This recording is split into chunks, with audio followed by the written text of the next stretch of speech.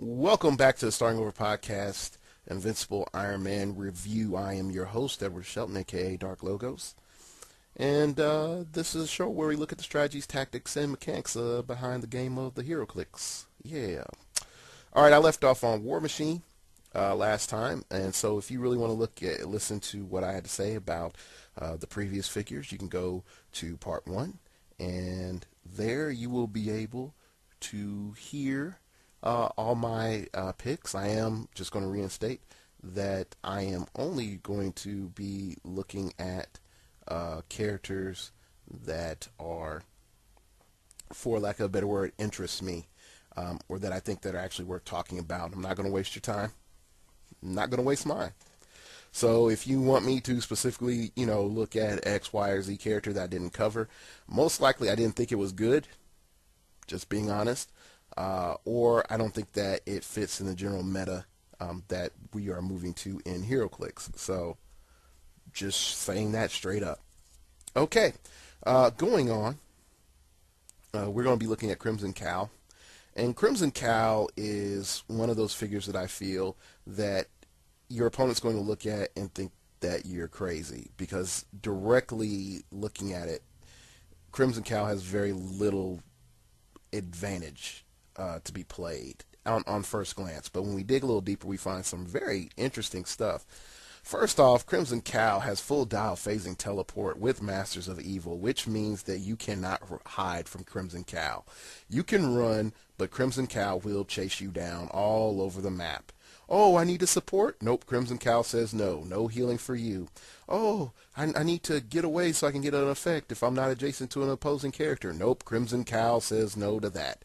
That Crimson Cowl will always be right behind you, breathing down your back, and you'll just be like, I need to get away. You're worse than a clingy, significant other, So anyway, let's look at Crimson Cowl's special power on attack. Crimson Cowl can use plasticity and the carry ability, which means, guess what? Crimson Cowl can bring a nice friend with Crimson Cowl.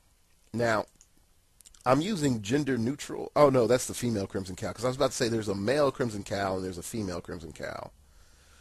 So, yeah, the chick is a little clingy. Anyway, going on. 25 Masters of Evil. Crimson Cowl can use leadership as if she had a point value of 150. When she does and succeeds, she may also remove an action token from an adjacent character that shares a keyword with her, regardless of point cost. Why is this an issue? Mainly because Masters of Evil has a ton of characters over 150 points that are way expensive. Yeah, they have a bunch. I think, what was that, Shark Dude? Tiger Shark. Tiger Shark is a good Master of Evil. And anyway, I'm not going to digress into Masters of Evil, but pretty much what it allows you to do is if you're going to play Masters of Evil, that you're not having to play specific versions of Baron Mordo. No, it's not Baron Mordo. Baron Zemo. Baron Zemo. I knew it was a Baron. I knew he was royalty, but I didn't know which one. Anyway, yeah, so you're not dependent on Baron Zemo for your Masters of Evil teams, which is so good because Baron Zemo is so expensive most of the time. Also, it creates a very, for lack of a better word, hyper-aggression that can be created with your Masters of Evil teams because they're mainly designed for you to keep pushing and pushing and pushing and pushing them, but then for you to say, hey, guess what? My guy is not going to push because I keep getting tokens removed. That consistency of effect really starts to hit home that pretty much the Masters of Evils, the characters with that team ability, pay a design cost and a team ability cost. Like that team ability is very expensive.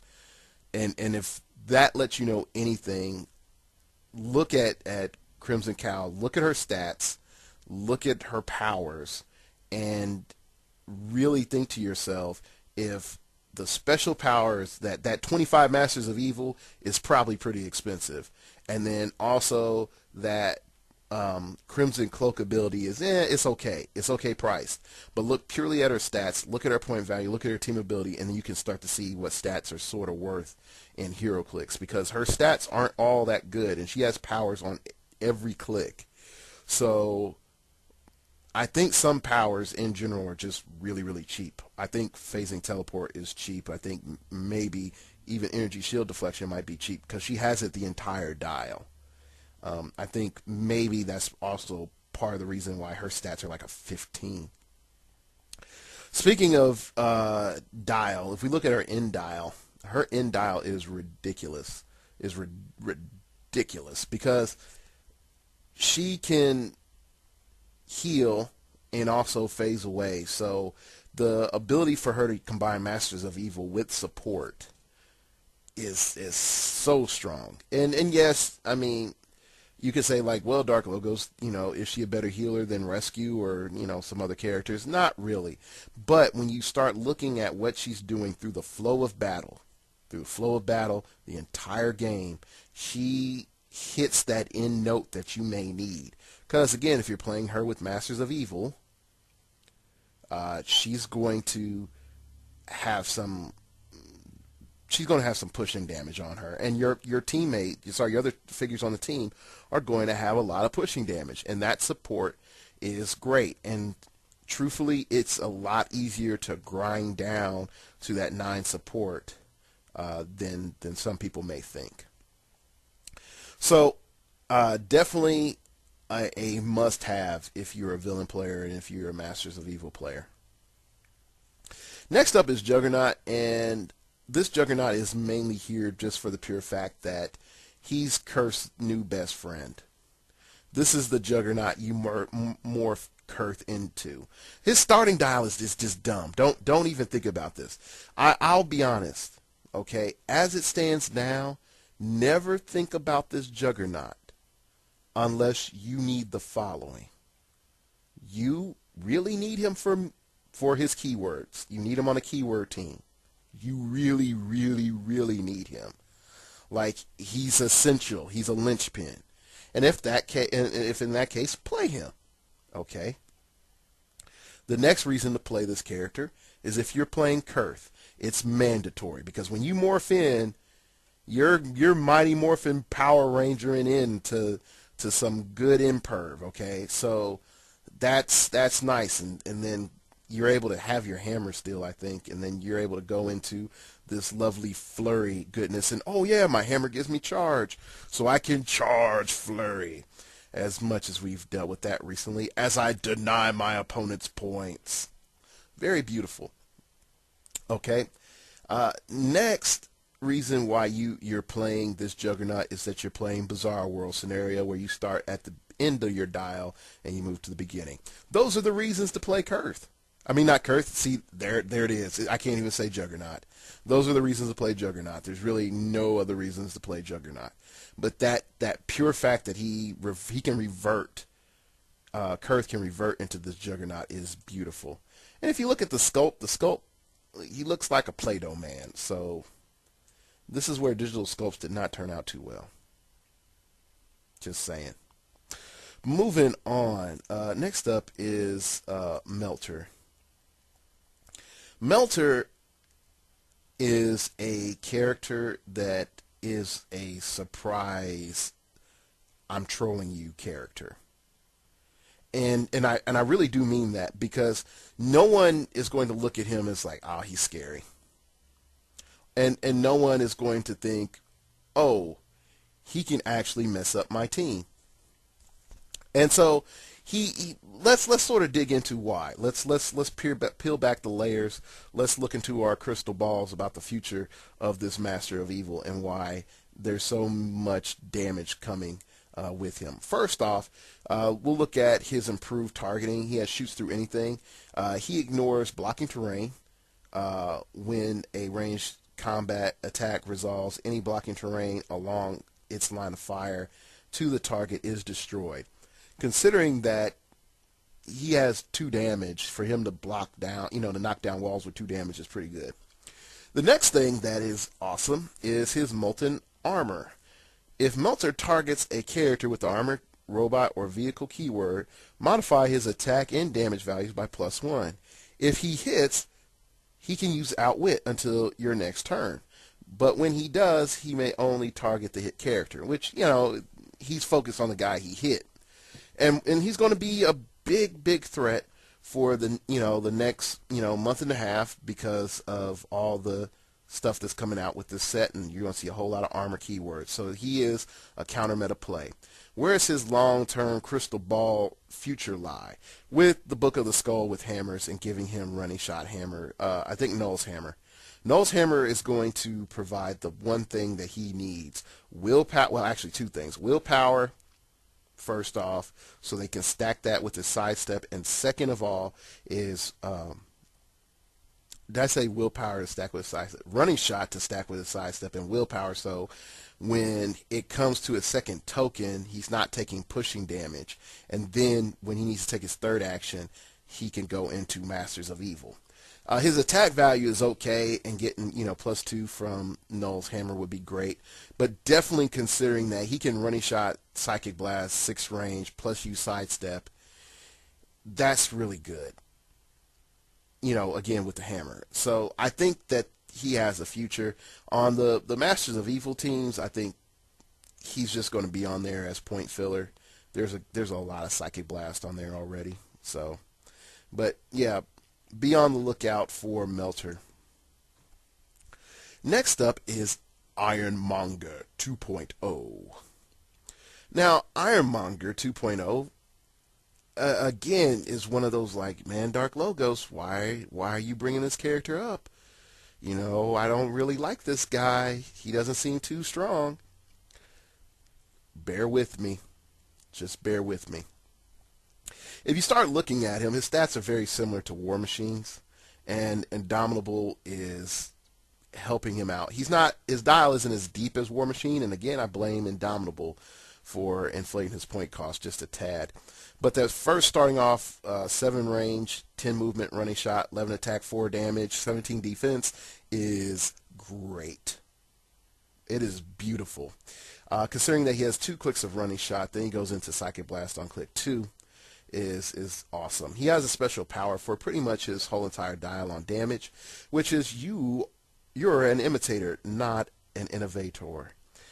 If an opposing character within range and line of fire can use Outwit or Perplex, Ironmonger 2.0 can use that power until your next turn. This power can't be countered. Also, Ironmonger is not unique. Think about that. Now, here's where I want you to get the understanding of why Ironmonger 2.0 is probably going to change how you play heroclix. First off, it just says with that you're an imitator, not an innovator. It's just range and line of fire. That's it. He doesn't even have to do an attack beforehand. So that's the big thing. Also thinking about the fact that if you can have multiples and then having, an opposing character that has Perplex, and it's just like, oh, you have super Perplex, now I have Perplex.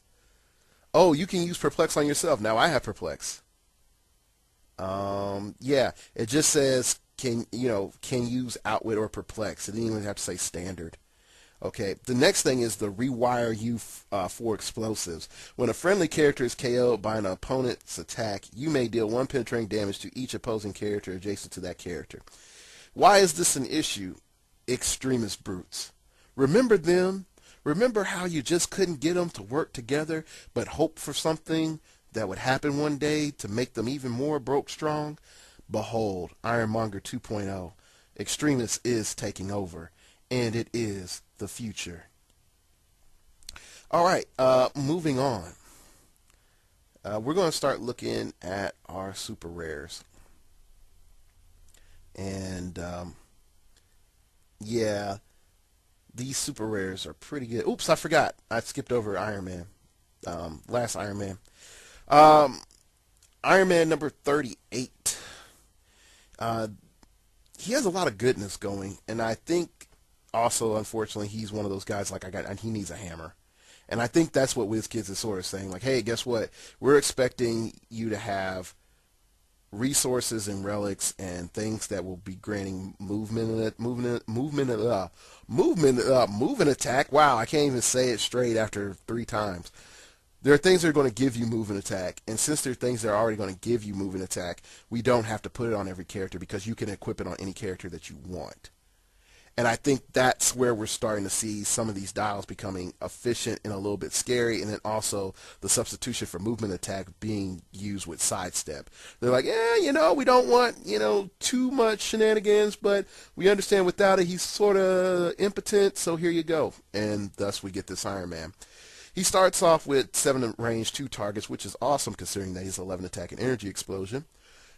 Also, he has sidestep, invulnerability, and special power. Secret identity for now. Iron Man can use shape change when he does, and the result is 1. He can't use shape change this game, but can use willpower instead. So pretty much if you get a 1 on your shape change while you have this power, guess what? Shape change no longer exists. I have willpower, which is interesting for the pricing of the figure. Because if you look at Ironmonger 2.0, you would think that this Iron Man would be sort of similar. But again, it's one of those, hey, guess what? It's situational. There's a chance of it not going off, so it's going to be a partial increase in the total cost of the dial. Next going on is Personal Cloaking Device. Is a trait. When it's not your turn, lines of fire can't be drawn to Iron Man if he occupies hindering terrain or is adjacent to blocking terrain, which pretty much gives him hand ATA if he's in hindering or if he's next to a wall. This is really awesome because if you're able to, by some means or manner, give him outwit or perplex or prob, your opponent can't outwit, perplex, or prob you back if you're next to a wall or in hindering. This also gives you a distinct advantage when we start looking at Smoke Cloud. Yeah, that forgotten power that got a lot more awesome, but then people started focusing on sidestep and precision strike and invincibility. Smoke Cloud. That thing that we used to use back in the day. It actually can be used to great benefit so that he can be guaranteed to be stealth. So also you can hide characters behind Iron Man, and those lines of fire are also blocked. So also consider that. Then Summon Ancestral Spirit Iron Man. This is the beginning of me getting irritated, mainly because of what you can summon in. It's just mainly of what you can summon in. Anyway, when Iron Man would be KO'd, roll 2d6 that can't be re-rolled. If the result of either die is 5 or 6, you may replace this character with a character from Invincible Iron Man 51 through 56 or Invincible Iron Man 201 on its starting line. If you do, deal the character unavoidable damage equal to 6 minus the result of the other die. So if you roll 6 on your other die, if you roll 2 6s, you're really lucky. If you roll pretty much a 4 or higher, you're really good. If you roll a 1 or 2, I'm sorry, it's sort of bad. But anyway, that can sort of negate some of the damage that's coming your way. Only one friendly character per game may be replaced through this ability. So you can't just stack it. You can't have like 5 Iron Mans and then they use this ability, which is great. What this also means is that you're in a position really that gives you more than 2/3 of a chance. It's almost 50-50 because you're using 2 dice to not only save your Iron Man, but make a more pimp Iron Man appear. And if you start looking at some of the ancestral spirits, they are pretty awesome. They're pretty awesome. Definitely the Pharaoh. The Pharaoh is actually broken, I feel, but we'll get to that here soon enough. All right, moving on. We're going to look at Hyperion, not King Hyperion. King Hyperion is way overcosted, and okay, I'm gonna make a caveat. I'm going to talk about King Hyperion, even though he's not on my pick list, for the pure fact is that his dominance in the way Clixers think would make a lot of people question why isn't he covered. And I know I would get a lot of emails of like, why no love for King Hyperion? So I'm going to cover it right now. King Hyperion is 266 points. He only can do one attack. And we have team bases that have less clicks than him and less damage, base damage, but can deal out more damage per turn. Okay? For your point ranges that you are dealing with. Okay, so if you're looking at him at 266, you can just round that up to 300 and just say, hey, I have to fight a 300-point team base. And then you're like, oh, no, King Hyperion can't win. Can he? So that's first. Okay. The second thing is genocidal rage is only, you're paying for that for over half of your dial. And it's only beneficial if you're playing a game of 400 points or higher. You will never be able to use it in a 300-point game. Well, actually, I'll take that back. You'll be able to use it once in a 300-point game. And you're going to have one of those mutant pogs from the Fear itself. And you'll KO one of them, and you'll go get your boost for your turn and then go on. The next thing where I don't like about his whole entire setup is he's designed to be this really strong brick up front, and then he's supposed to turn into this like slow I'm still trying to do something, but I'm running out of gas figure. And at 266 you really can't afford that. Not anymore. Like 2 years ago, if King Hyperion came out, I would have said, Superman now has a threat. But now I'm like, I don't really feel him. Okay. So that's pretty much it. I'm not going to read Genocidal Rage. You can read it for yourself. I don't think that Genocidal Rage benefits King Hyperion for the points that he has. Even if you're able to kill 3 characters, you're still dealing with the damage that you inflicted to yourself. And if you let's just break it down. For a temporary boost, that is a power action, okay? Because it says until your next turn, okay? You're spending. Oh, sorry, never mind. Point value of 15 points or more. I apologize. I thought it was 30 points. I misread. So take back what I said. You can use it in 300 twice. Yeah. So if you had a bunch of 15-point pogs. But so you kill 15 points of pogs, you get +2 stats, and you go off killing stuff. Now, here's the thing. Can you repeat that? No. And you're going to hear this clink, and I'm doing it on purpose. Okay? Once those characters are dead, what's up with them? They're dead. Okay? Next thing that's a big deal is that for those points, you could have gotten consistent support.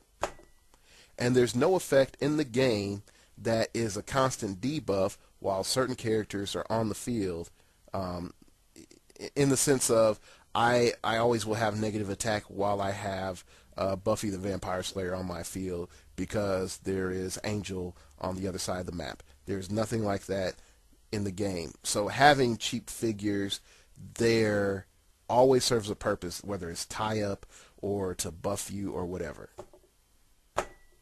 And last but not least, we have support that is good enough to fit in for the rest of his points that it's not even worth considering using that power.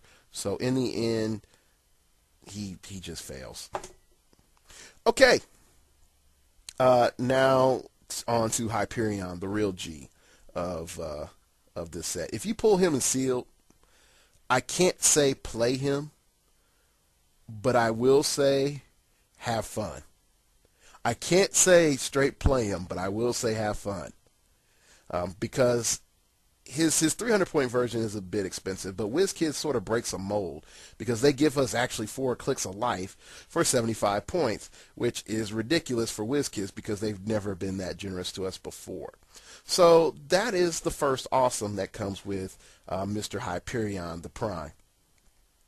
The next awesome that really needs to be looked at is that he has Avengers, Eternal, Exiles, and Squadron Supreme. Those 3 keywords are awesome because Squadron Supreme needs some love because they need to do that Max series where it's Supreme Power. They need to do Supreme Power. I'm just going to say it. They need to do it. Now, kids, if you're under 18, don't go read Supreme Power because it's an adult book. There's not porn. It's an adult book. It deals with many philosophies and ideas and viewpoints that mature audiences should look at. If your parents get it for you, read the issues with your parents. Same thing if someone was reading Miracle Man. Read it with your parents. Don't read it by yourself because it's not for kids. And there's a lot of things in there that can jack you up. Definitely Miracle Man. Definitely Miracle Man if you're not over 18. And at least think about life. Anyway, so his 275-point version is really good. And if we start looking at his potential damage, it starts getting into that one-shot land of classic bricks of old. If you compare him to like old Hyperion that we got in Supernova, you're going to be really happy. Like Vet Hyperion is sitting there like, yep, that's my boy. You know, like that's how it feels. When you move on to his experience dial, I think this is where you get the most bang for your buck because when you push, because you can choose to push with Power Cosmic, you can get super hearing and X-ray vision. Now, I'm going to say this. If you go back a couple episodes, remember what I said about improved targeting? It's making everybody Cosmic Spider-Man. Well, guess what? Here's your new Cosmic Spider-Man, the guy that everyone will hate. Hyperion. Super hearing and X-ray vision. Hyperion can use improved targeting, ignores hindering terrain, ignores elevator terrain, ignores blocking terrain.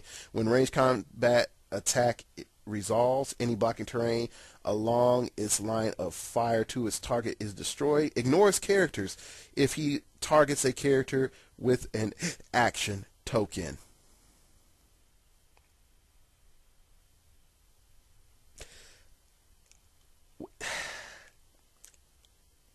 I'm sort of speechless. And he has an 8 range, people. Now, WizKids, you just spent all this time trying to balance your game. And you make a guy that has all the elements of one of the most hated figures in the game. Except he's not limited to Silver Age and Golden Age games. He's in modern age. WizKids, we need to have an intervention.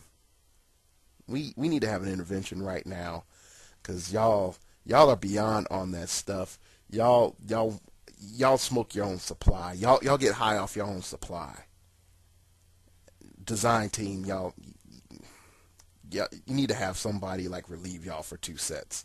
And you need to go through rehab because Hyperion's broken. 200-point Hyperion is more broken than 275-point Hyperion. 275-point Hyperion has to get line of fire. 275-point Hyperion, if he does a melee attack and he does not kill whatever he's going after, he is stuck. If he charges in, he's stuck. Okay? Just think about that. And then you have to deal with the transactions that go on. Okay? 200-point Hyperion is not stuck. 200-point Hyperion is playing as a range piece. 275-point Hyperion, you're playing him as a melee piece. 200-point Hyperion is a pure range bastard. I hate to use that word. That's what he is. Because there is no incentive not to push him to click 2.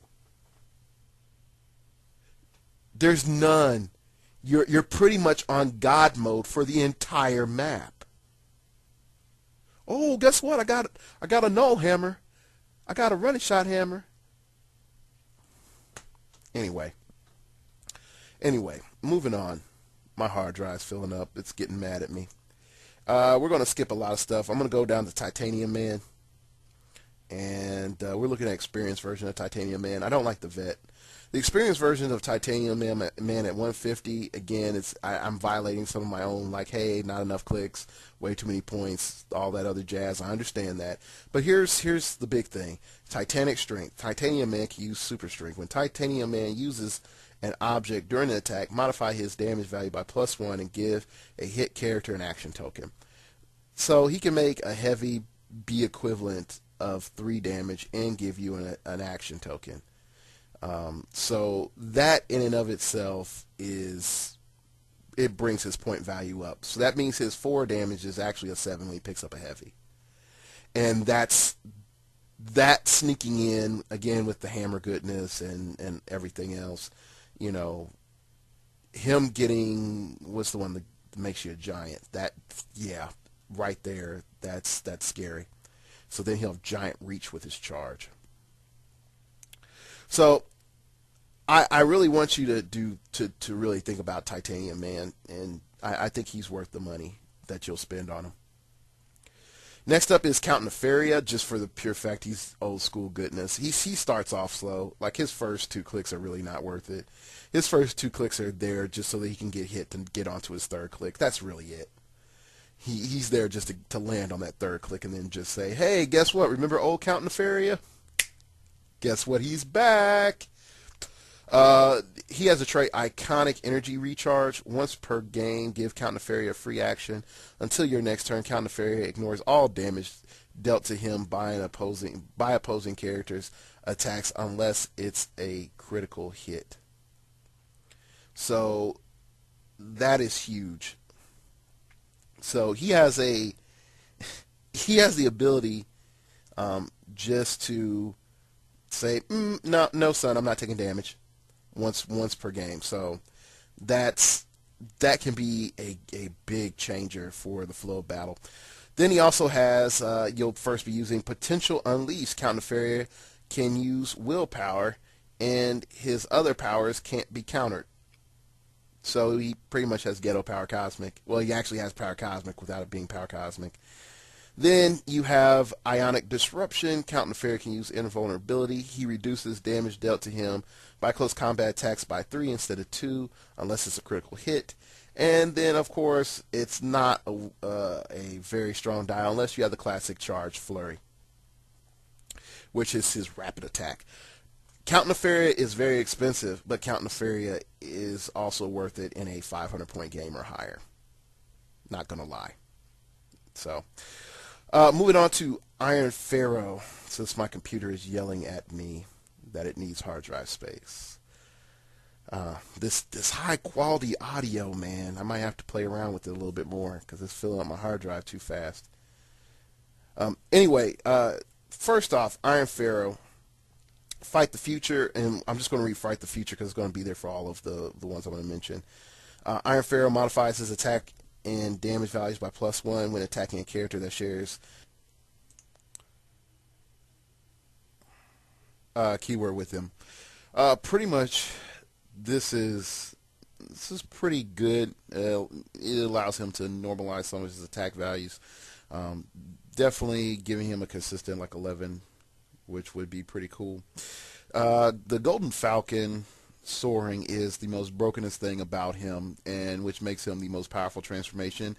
And I think he's going to be worth $50 to $60, depending on the situation you're coming from, just because of this ability right here. Golden Falcon soaring. When Iron Pharaoh is first placed in the map, place a Falcon special terrain marker in an adjacent square. Give Iron Pharaoh a free action to move this marker up to 3 squares. Iron Pharaoh can draw a line of fire in count range up to 3 squares from the Falcon marker. From the Falcon marker using improved targeting, ignores Henry terrain, ignores elevated terrain, ignores outdoor blocking terrain ignores characters. Um, so pretty much he has like an omni shot, and that Falcon can't be destroyed because, oh yeah, it's a terrain. So that in and of itself is annoying. Going on to Pharaoh Slave. Iron Pharaoh can use mind control, but only to target characters of fewer points than himself. When he does, after actions resolved, deal one unavoidable damage to the character he hit with his mind control. So he just sort of takes insult to injury. It's like, yep, I mind control you. Now take that lash and pick that cotton. Uh, yeah. So overall, in my opinion, he's the strongest transformation, and there is no reason to get the other ones. Um, but I do like Iron Engine and Iron Soldier. So let's look at Iron Engine. Iron Engine, pretty much same thing as the Summon Ancestral Spirit. The cool thing with the Summon Ancestral Spirit, they can go to older versions, but not younger versions. So that's something to think about, and they can only do it once per game. Um, Same fight in the future is the same. Grounded Lightning Rod. Iron Engine ignores penetrating damage dealt by non-adjacent characters. So pretty much he can ignore Psychic Blast or penetrating energy explosion from Precision Strike, or just Precision Strike if it's done from a ranged attack. And he only gets that for 4 clicks in his dial, and sadly only one of those clicks does he have moving attack, so it's okay. Water cannons. When Iron Engine hits a character with a ranged combat attack, knock back each hit character a number of squares equal to half of Iron Engine's attack roll, and place a special marker in each square these characters now occupy. This marker is water terrain, and characters hit this way can't make a ranged combat attack during their next turn. This is a nice little thing that will shut down ranged characters, and it gives another element of control, and I like that. Iron Engine's range is decent at a 6, which means you can use some shield and get it up a little higher. I think this is going to be one of those figures that's going to surprise people. I don't think this is going to be one of those main meta keepers right now. But I do think there might be some possibility with him, just for the pure fact that those water cannons can shut down way too many characters. It can shut down Colossals. So I think this can be a dark horse that will scare people after a while. We'll be hearing about him probably about 2 months from now, maybe. Next up is Iron Soldier. He has the ability to ignore hindering terrain for his movement. He has the Summon Ancestral Spirit and Fight the Futures. He also has Vickers Machine Gun. When Iron Soldier hits with a ranged combat attack after action resolve, you may make another ranged combat attack against the same target as a free action. So even though he would have a -1 damage to a second attack, that's still pretty useful. Sort of wish that he had like something that would give him penetrating damage, but that's okay. Next up is Chemical Warfare. Iron Soldier can use Smoke Cloud. If an opposing character begins its turn occupying a square containing one of these terrain markers, it must break away for movement purposes. So that's a nice thing to sort of tie up characters, because you can have ignore characters, but if you don't have ignore terrain, you would have to roll breakaway. If an opposing character ends its turn occupying a square containing one of these terrain markers, deal it 2 damage.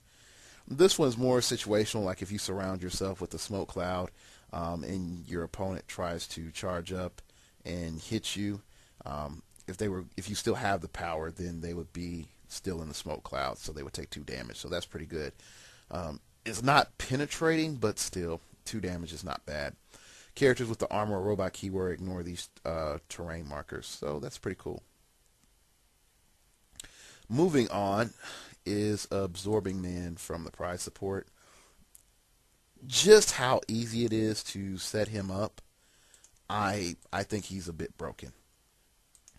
And if you look closely at him, you'll start to see why as well. He pretty much, just to summarize a lot of things that he does, he's like, hey, I get +1 attack if I absorb a light, or I get, sorry, +1 attack and damage values if I absorb a light if it's adjacent, and I get +2 if it's a heavy, if I absorb a heavy. Well, guess what, son? You can start in your starting area with a heavy or a light right by you, so you will always have +1, actually +2 attack and +2 damage. And at 153 points, his delivery method is rather easy. But going on to Uru Metal, when Absorbing Man is dealt damage or healed, roll a d6. Absorbing Man ignores the damage dealt or healed unless it's the same as the result of the d6. This power can't be countered or ignored. So if you do 4 damage and he rolls a d6 and he rolls a 3, then guess what? You do no damage to him. And I think that's the part that's going to make him very annoying. But you can deal damage to him through incapacitate, pushing damage. So that is something. Or other effects that assign damage that's not an attack, like Mystics. So also, that Iron Man from the prize support, coming in at 124 points, 7 clicks of life, giving him the stealth suit, pretty much saying, hey, he has stealth as a trait. The chaff pouches, Iron Man begins the game with 2 chaff tokens on the card. When Iron Man would be hit with an attack, you may remove a chaff token from this card to use super senses once per attack. So he has the potential of gaining 2 super senses for free plus having stealth, and that's pretty cool. He has radar shielded.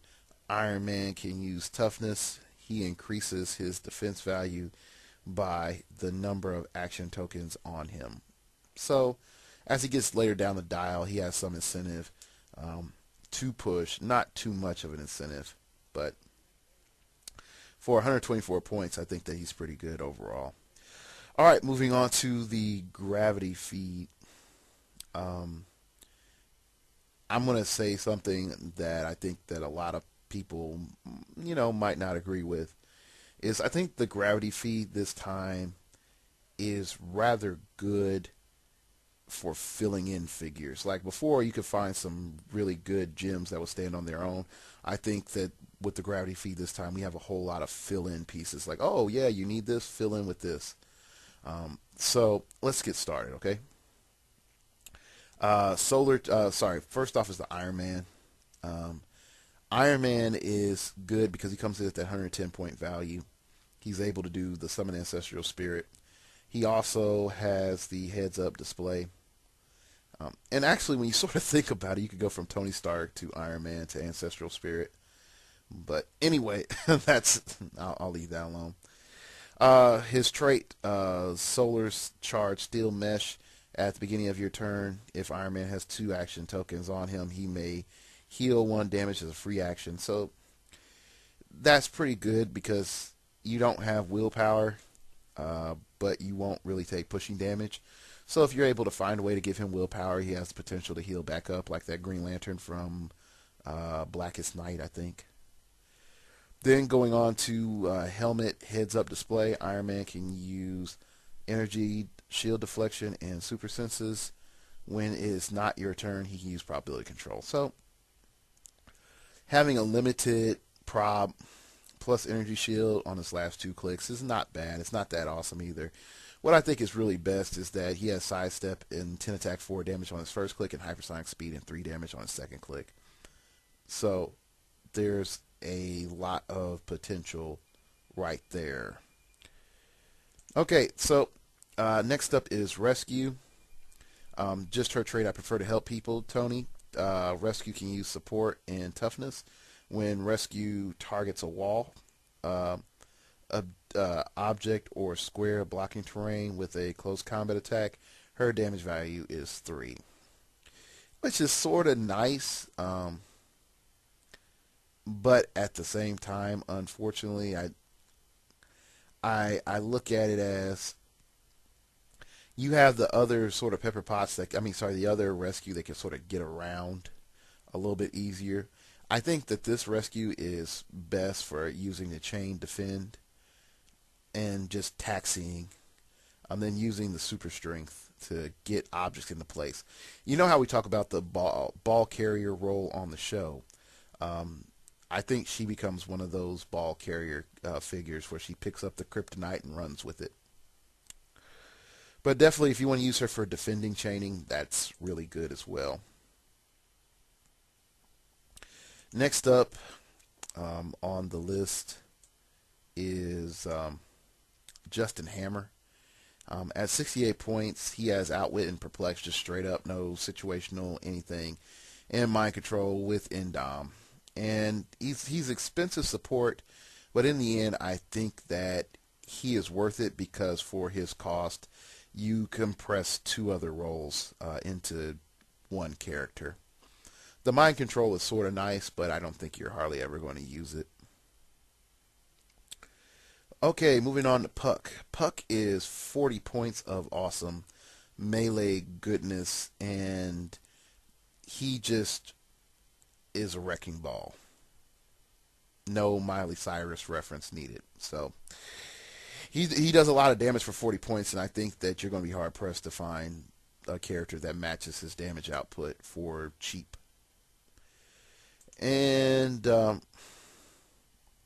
move on to Guardian. Just for his stats, Guardian is worth 100 points. His first opening click is great. With a 7 range and hypersonic speed and 11 attack and 3 damage, and Indomitable. He's a great figure. Past that, he's not so hot. He has the potential to sort of come back to hypersonic speed and pulse wave, but he never gets back to that first click on his own. So the first click, he's a one-click wonder. One-click wonder. You heard it here, folks. Here first, I coined that phrase. Everybody else is perpetrating. They're hating. Anyway, moving on to something, to the last figure we're going to be looking at, and that is North Star. And North Star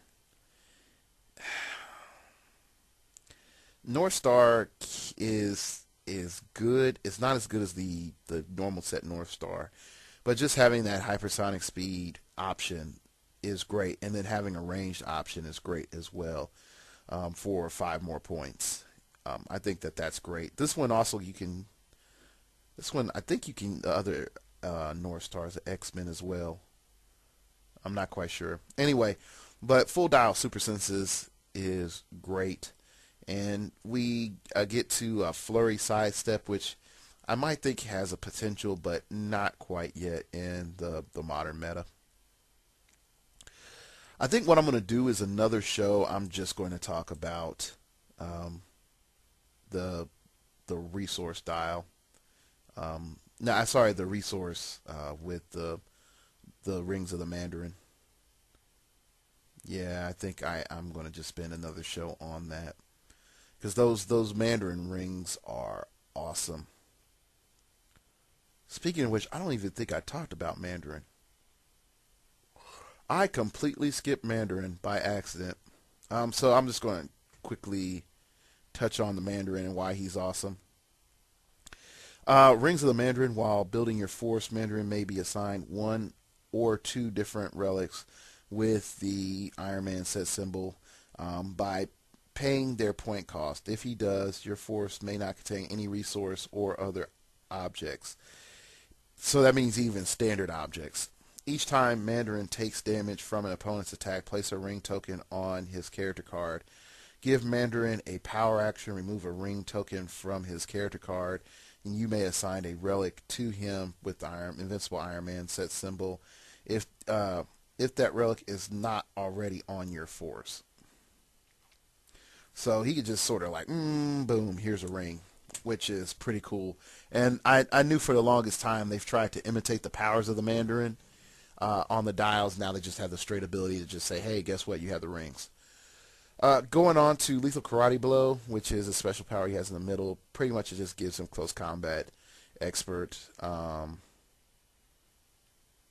Yeah, pretty much just gives him equivalent close combat expert, except for just his damage.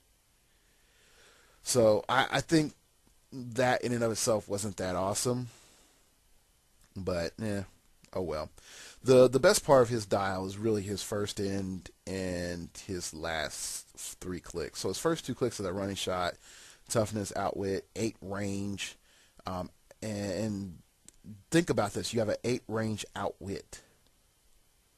Like, how many people have that anymore? Also, he has an 8 range prop on his last 3 clicks. Again, how many people have that anymore? Moving on to something else that's really awesome when you start thinking about it is that you can start combining those ring effects to potentially like neutralize your opponent's resource dial. So there is a lot of strong stuff here with the Mandarin, and I think what will end up happening is that people will play him just to play around with those rings, and once they get used to those rings, he might fade out. But who knows? His ancient Chinese secret might be too strong. Oh well. Anyway, I'm going to let you all in behind the curtain. Pretty much part 1 of this podcast, after I recorded it, crashed with my recording, and so I will have to be re-recording that, but you won't know that fully when you hear that. But you might sort of notice a down tone in part 1 because I am pretty tired. And I also apologize for this show being late because I definitely cannot re-record 30 minutes before I have to go to bed. All of part 1 and do it justice. And I'm still getting over this cold, which I've had for 2 weeks, which is not good.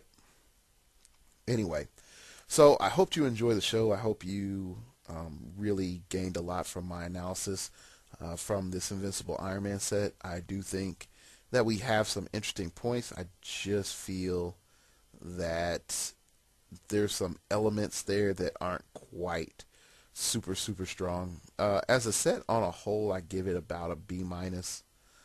It's not quite a C. It has a lot of stuff that's fun. It does have its certain amount of stuff that's broken, but not as much as like Wolverine and the X-Men or even Teen Titans. So, all right. Thank you very much for listening. Check me out on Twitter at StartOverPod. It came from outer space. And then help me make this podcast. You can email me at startingoverpodcast@gmail.com. That's startingoverpodcast@gmail.com. If you wish to opine, keep it piffy, keep it interesting, keep it awesome. Also, the blog will be back. I've been saying it for 3 weeks that the blog is coming back. I just need to write. Someone remind me to write, and I'll write. And that's mostly it. Thank you for listening. And remember, we all have blah blah. Yeah, blah blah. I have to start over sometime. Bye.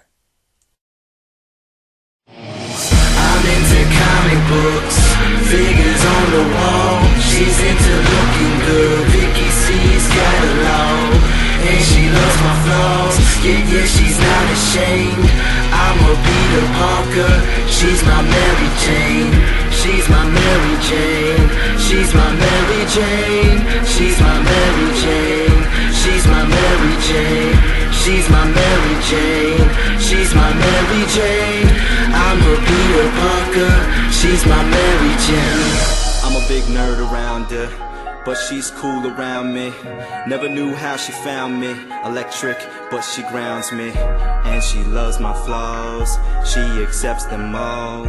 When the darkness comes, I will get the call. I will swing down the city.